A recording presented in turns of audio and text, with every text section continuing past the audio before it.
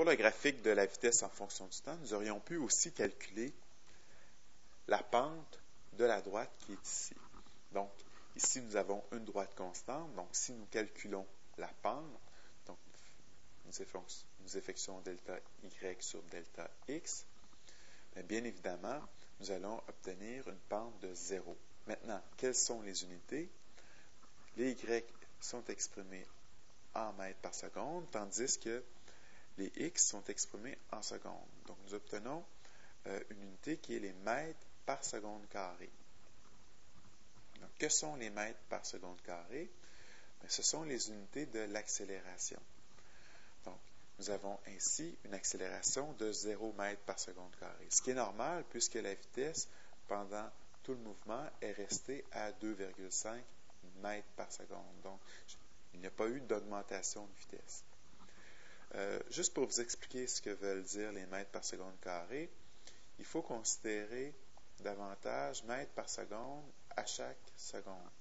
Donc, par exemple, si nous avons une accélération de 3 mètres par seconde carrée, donc 3 mètres par seconde à chaque seconde, et que nous traçons un tableau du temps en fonction de la vitesse, donc ici 0 secondes, 1 seconde, 2 secondes, 3 secondes, qu'est-ce qu'on doit comprendre? C'est que entre 0 et 1 seconde, la vitesse a augmenté de 3 mètres par seconde.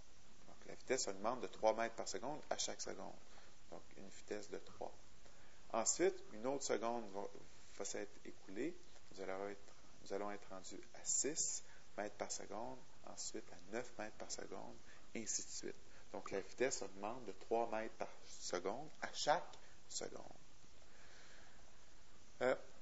Si nous voulions faire une formule, ce qui n'est vraiment pas nécessaire ici, puisque la variation de la vitesse est 0 sur un mouvement rectiligne uniforme, nous pourrions dire que la pente du graphique, donc finalement l'accélération, est égale à delta y sur delta x, donc delta v sur delta t.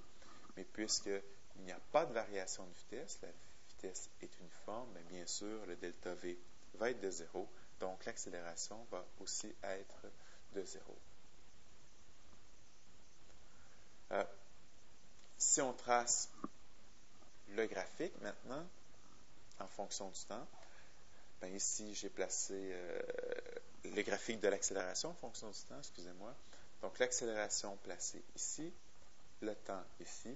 Donc nous avons tout simplement à tracer une droite qui est à 0 mètres par seconde carré pour les premiers 34 soixantièmes de seconde. Donc on voit que nous avons une pente qui est nulle, puis nous avons une valeur aussi qui est nulle pour l'accélération pour toute la durée du mouvement.